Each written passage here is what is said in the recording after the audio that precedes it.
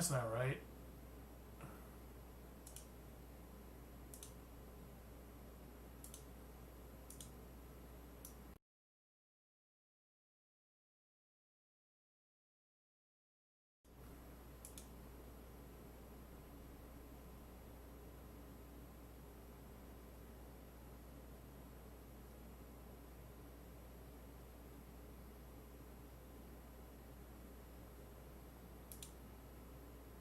Sorry, guys. Let me fix my audio real quick.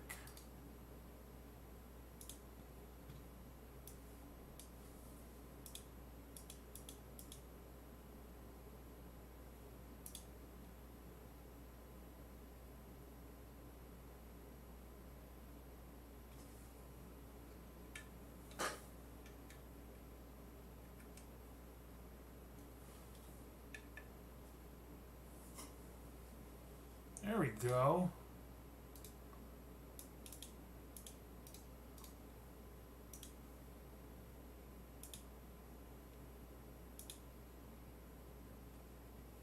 I don't know why this thing was being all dumb.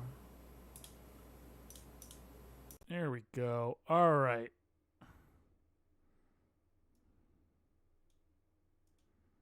All right. Sorry about that. And you guys didn't even hear me in the intro. So yeah. Anyways, so welcome back to another episode of Thinking Out Loud. I am Ed, your host here, and we are going to be talking about the Better.com layoff recently that was not handled very well. But if you're not familiar with Better.com, it's a tech startup, or I'm not sure if it's still considered a startup. It's a tech company run by a man named Vishal Garg. I'm sorry if I pronounced his name wrong. He is not he's not the founder, but he was appointed CEO earlier this year, I think, according to his LinkedIn profile.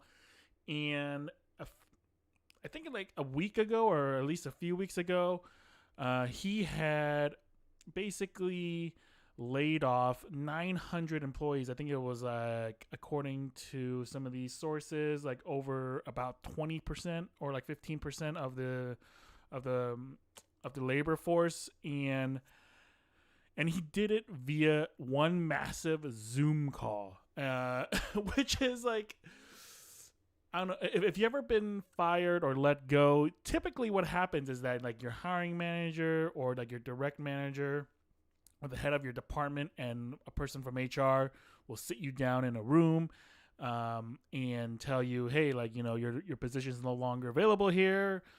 Here's like compensation and or like all the logistics, right? That's usually what happens. Instead, this guy was like, hey, like, let's just take one stone and hit 900 people. and and basically this leaves a super bitter taste in the leaked video, because basically someone filmed it on, I guess, their TikTok or something, as this call was taking place, and it's just so cringe. Like, I can't even imagine like how these people feel. Like, actually, I can't imagine, but like, I think it's more than a slap in the face at this point. It's a slap in the face, kick them while they're down, and then let's pee on them a little bit. Oh wait, not just do I have to pee, but let's crap on them too. I mean, the one, like, the insincerity of like all the crap that he even says, like, oh, I hate doing this. Last time I cried. Like, look, no one cares if you cried. No one cares if you feel bad. The fact that you're doing this, in like the way you handle this is like absolutely like egregious. Like, I mean, it's like, last time I cried. Well, I guess you cried into your $12 million salary from the previous year, or however much money you're making this year. And it's absolutely ridiculous how, and also like, and after, like, he says like, oh, I feel bad and whatever. After all the criticism, he goes on to another place to try to defend himself. He goes on to an app called Blind. If you're not familiar with Blind, it's kind of like a smaller form of Reddit, where tech workers can go on, but it's more than just tech workers now. You log on with like your work email, and it's basically a place where anonymous people who are anonymous tech workers can talk about things like culture, compensation, and anything, so that they're essentially their employers don't know that they're on it. That's the idea, is to have that sense of anonymity, and a safe place for kind of just tech workers to chat with one another and shares different topics, right? And I've been on it, and it's pretty interesting. But so he goes on there and he's like, hey, you know what? Like, did you, like, he tries to justify his firings and all that stuff. It's like, did you realize that over 250 people on the list, they were people who were working on average 2 hours per day while clocking in a 40+ hour work week? Huh? Did you know that? I'm like, look, it doesn't really matter what these people did. Like, even if some of these people stole from the company, like was like money laundering or whatever, like, you still don't handle it like that. Like, you still should not be treating these people like as if they are just, numbers on an Excel sheet. I mean, in some ways I guess on a grand scale, in a way they are, but the fact is, you did not treat them with dignity or respect in any shape or form. Like even the most like the worst of those people deserve some form of respect. Like the fact that they gave up time, which they can't get back, in order to essentially help your company.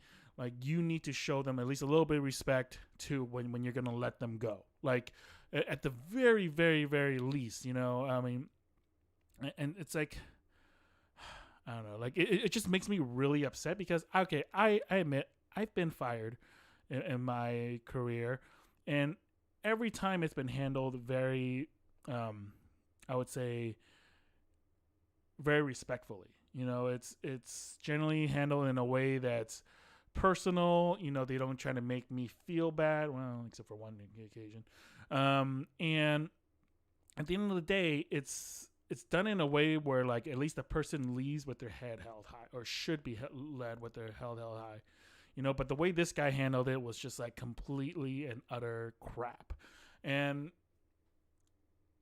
then, he tries to say, like, well, we overhired or whatever. Well, that's your fault. Like, if you overhire people, and like, if you hired so many people that, either, okay, if one person was clocking in 2 hour days, or even 10 people clocking in 2 hour days of worth of work while they were getting full pay, that's up to their hiring managers and how they, like, maybe they just don't know how to delegate work enough, or maybe they just hired the wrong people. In terms of this case, like, maybe you have to look into how your hiring policies are, or your hiring processes. Like, are you guys asking the right questions? Are you guys screening people properly? Or did you hire so many people that you didn't have enough work to go around? If that's the case, that's your own fault. You thought, I mean, sure, a lot of companies do these like hyper growth situations, and they will hire 30 more people than they actually need, and then a year later they have to let go a bunch of people. That happens every once in a while. Sometimes certain spots get redundant, and then you have to like cut back a little bit. But those are generally, again, handled with a lot more care and a lot more respect, and given dignity to that person being laid off. This, again, not given any of that.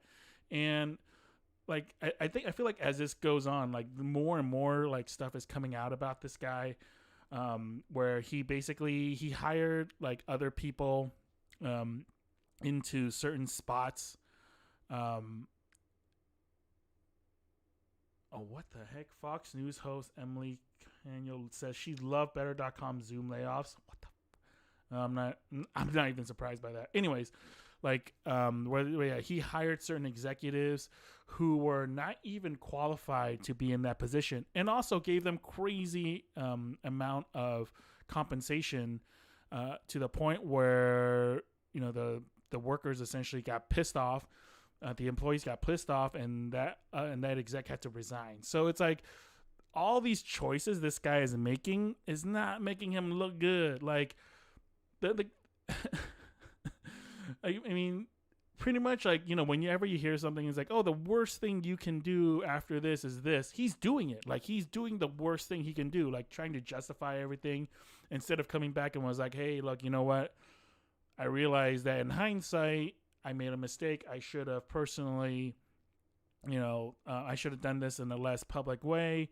I should have done this I should have, talked to all these people's direct managers and have them do it, or something, like where he didn't, like, the way I feel like he did it was so that he can save time and like and not have potentially 100 different hiring managers or like direct line managers have an hour or 2 hours of their day basically taken away to handle this type of situation. Like the way they handled it was like, you know what? Like, I'm just going to do this one massive Zoom layoff so that the rest of my workers who are on this call, they will continue being productive or continue doing things, doing their duty.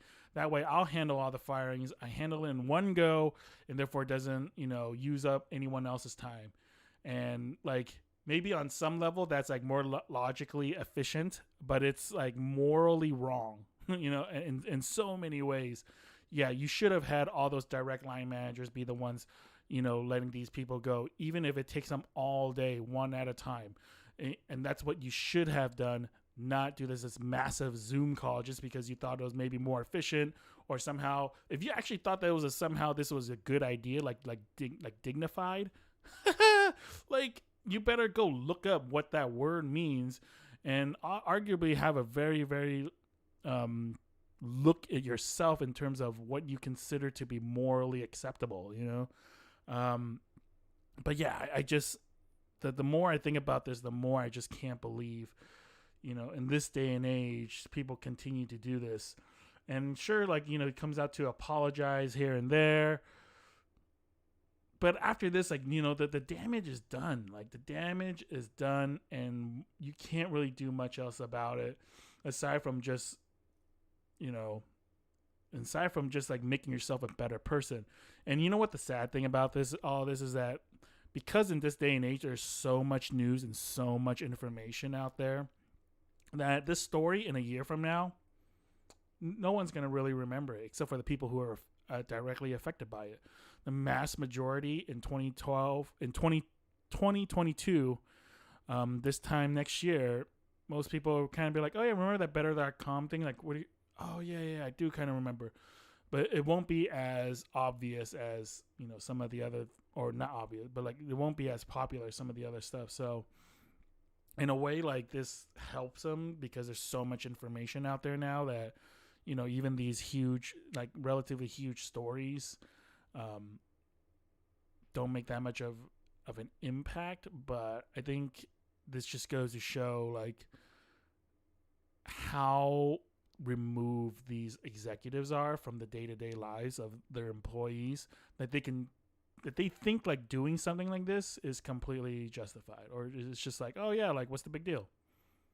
It's like, oh well, at the end of the day, he still has his job. He's still getting paid 7 to 8 figures. So, he might feel bad for a little bit, but then he'll just go buy himself like, a $50,000 Rolex and be like, I'm good. I feel better now.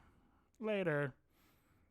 Anyways, that's just my take on this. Let me know what you guys think. Have you guys heard about this yourself? Let me know what your thought processes are, and hopefully what you also can do if you guys are part of bigger companies and who are hiring.